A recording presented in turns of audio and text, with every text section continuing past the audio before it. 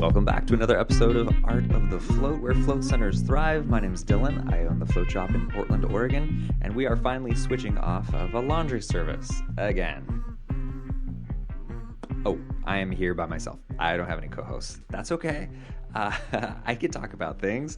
I just want to talk a little bit more about flooring. We've had a big flooring episode, but a few things came up recently that made me want to talk about it with our audience. And I think what the bottom line is that I feel like there was a glaring issue that I was not aware of, that I'm kind of embarrassed about, to be quite honest, about our flooring. And so I'm going to walk you guys through that and ideally save you from the embarrassment and save you from potential injuries and safety.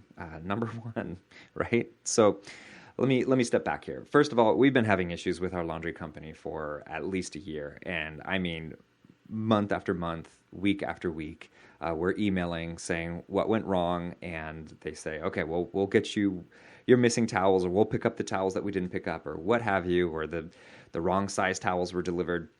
We'll take care of it. And it happens over and over and over again. And sometimes there's a delay in when it happens. So finally, we just went, okay, do we need to find a different company altogether? We started looking into that. And, I guess I didn't intend to totally go into the detail on what happened here, but we decided to cancel our towels months ago. And they just never responded to the cancellation. They would respond if they were missing towels or something, they would respond back, but besides that, they just weren't responding. It was really weird. And then one day they just showed up and took all of our towels. They tried to take all of them, but our employee at the time who was there was like, wait, you can't take all of our towels, leave the clean ones because we still need to operate. So they left those, and we were left in a little bit of a lurch. Like, oh, we thought there'd be some kind of an exit plan, some communication so that we know when our next company could start up. There was a company that was ready to go, and after about a week would be able to implement their services, which I thought was really fast and super cool. It was a really long contract, which was spooky. I think it was a 6-year contract, if I'm not mistaken. It might have been 8 years, which is just wild, especially when you don't know exactly what you're getting into. I mean, you can get samples and all that stuff, but the real service is different than what they might show you as here's a fresh, brand new towel. So, I guess, this all started with the towel issue, but on a tangential timeline, there was also the flooring choices that we've made in the past. So we started with tile floors. We're like, we're going to be a classy center. We're going to do this right. It'll be nice and cozy and pretty. And then, as it turns out, you cannot make tile non-slip. It just isn't possible. So, we would put down everything on top of that floor. And no matter what, if it was something you'd roll onto it, that would the salt water would eat it up quickly. If we put mats out, the water would drip underneath and eventually liquefy our tile as well as our epoxy sealant, or grout, I should say, or polyurethane is what we went with. Eventually everything was destroyed.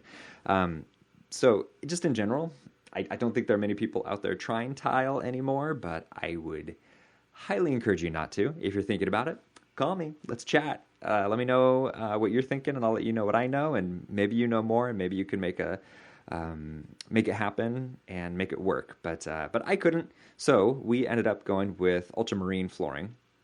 I'm also very familiar with Tacaron flooring and epoxy flooring as well, just as an FYI about this. But we went with ultramarine, and it's designed for swimming pools. Honestly, it's also designed for hospitals or labs or places where chemicals will be spilled and you need it not to seep into the floor and degrade the floors. But it's also designed for swimming pools, and so it's supposed to be non-slip, and they have really nice non-slip stuff as well, materials and grit. And you can get that with epoxy as well. Most companies that are laying down epoxy can add this, not salt, of course I have salt on the brain, but they can add down some little tiny little sand pebbles that give you a little bit of texture. And I've seen it so that it feels nice, like there's a little texture there, and I've seen it where it's actually it kind of hurts the feet a little bit. It's just too pointy. So keep that in mind. But in the end, what we found was that no matter what, our floors were still slippery. And it's just something about that saltwater solution that just makes it something that you can't fight it. It's on the surface of whatever you're stepping on, right? So it creates this viscous layer that makes it slippery, and it's a problem, and it's dangerous. And so what we found is that we would just put down towels in front of the floors. That was kind of our final solution for that. Was, we tried the bamboo grates, we did all these different things and tiles and everything, and in the end we just went, you know what, we'll just lay down a towel in front of every float tank, in front of every shower. This is on our ultramarine flooring. Well, then that's good and well, but then we're doing laundry times 3, basically. So not just a body towel, but 2 floor towels, which albeit are smaller, but it's still a problem because it takes up so much laundry, or we're paying for somebody, is what the reality of it was, paying for it. So I feel like it's just such a gross oversight on my part to not recognize what kind of a problem that was. I mean, I was guided by the voices of our employees of wanting surfaces there, because I will say when I get out of a float tank, I don't feel super slippery. But I'm not in my 70s, and I've been floating for a long time. I know it's not my first time driving a car, I'm not like, I know exactly where everything is. I feel very confident getting in and out. And I know to be like conscious as I'm getting out of the float tank too. I'm not deep in my mind as I'm getting out and maybe going to slip and hurt myself. So I had to trust my employees on this one, and customer feedback is really what they're relaying back to me. And I had to listen to that, which is a good thing, for putting down towels. So that upped our laundry service bill a lot. We have a washer and dryer. It would up our personal laundry too, if that's what we were doing. So, anywho, where am I at here? Well, maybe this is a great time for a segue of, well, what we started doing was most washers have a timer on it so that you can delay a wash like 12 hours or any number of hours that you want. So in Helm, we have a task. That's right.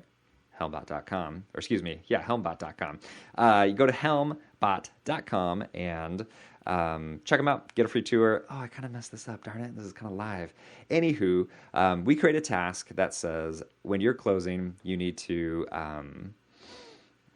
delay the wash. I forget the number of hours it is, like 10 or 13. It's in the task. There's information in there so that when the next person comes in the next day, they always have a fresh load of laundry to put into the dryers. If you don't do that and the laundry sits, then it's has that moldy, musky smell when you open the washer.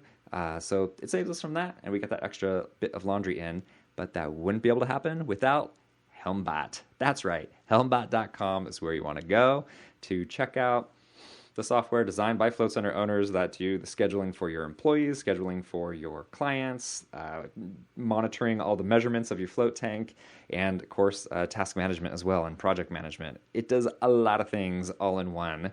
And okay, so where was I?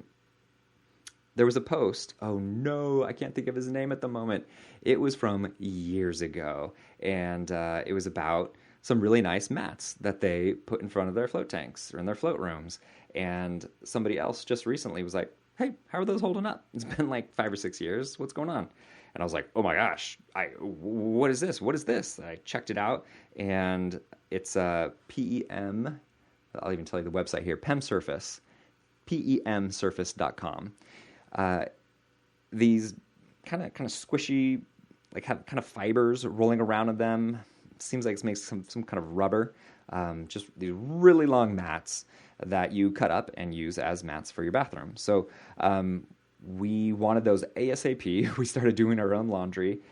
We weren't able to get them in time, so we just went on Amazon, found something similar. It doesn't seem as robust and large as these can be. They can be as wide as 3 feet and then as long as you want them to be. We tried those, and all of a sudden it was like, oh my gosh, why haven't we been doing this the entire time? I think the ones that we have are going to degrade. I don't think those are going to last forever. I will go ahead and put a link on Amazon for the ones that we got. They are a perfectly acceptable stopgap for us. I think they might work for some float centers. You might want to try this out. It's also a cheaper way to see if the more industrial versions are what you would want to use. But anyway, what I'm getting at is we do a third less laundry now. And it didn't even occur to me. And it's just so stinking embarrassing that I never thought about it. So, yes, pemsurface.com. I have heard from Drew, and I think he doesn't mind me talking about this, that there were variations in the quality based on the color that he chose.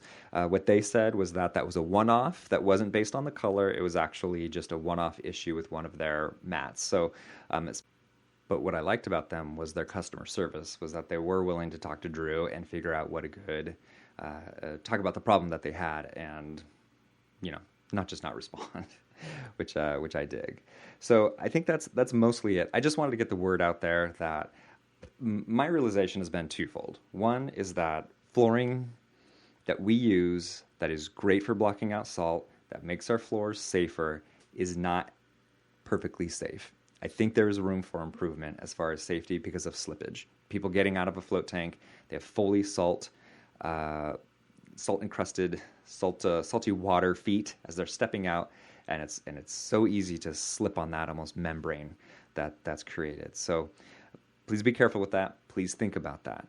I have noticed that our Nautilus float tank does not seem to have the same issue because we have a sloped floor right outside of the float tank that the shower hits with tap water. So I have a feeling, since people are showering beforehand, when they're stepping out, there's enough regular tap water on the floor that it's just immediately broken down, the amount of salt in the saltwater solution, that it loses that viscosity. So that's my thought on that. I don't know that that's entirely true or not, but I just implore you to think about flooring, think about saving your laundry, think about saving your laundry bill. And yeah, I think that's mostly it. Yeah. Laundry services, man.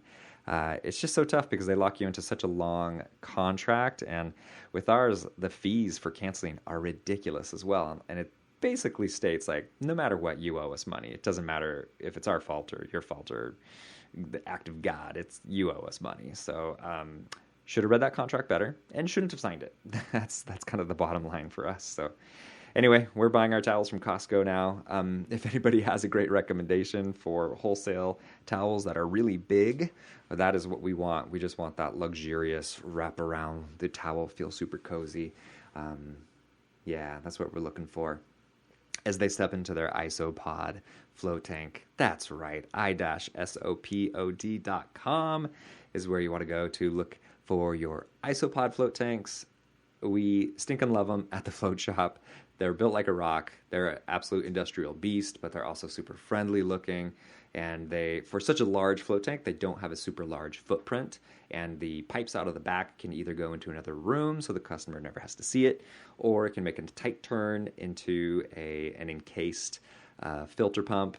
And yeah, you can just put your lamp on that. It can be where the towel goes, all that. It looks aesthetically clean and pleasant. So yeah, i-sopod.com is where you want to go. Just a little mini episode here. I hope it just gets a little bit of information out there about flooring. And I think as an industry, we just keep taking little steps forward, and sometimes really big steps, but keep stepping forward in the quality of what we're offering, for the safety of what we're offering, and the game keeps getting up-leveled. Hopefully I was the last person to not know about this, but otherwise, if you don't have a float center yet, definitely consider this. Don't think that your floors are going to be completely slip-resistant with any of the floorings that are currently out there. Know that it'll take a little bit more than that.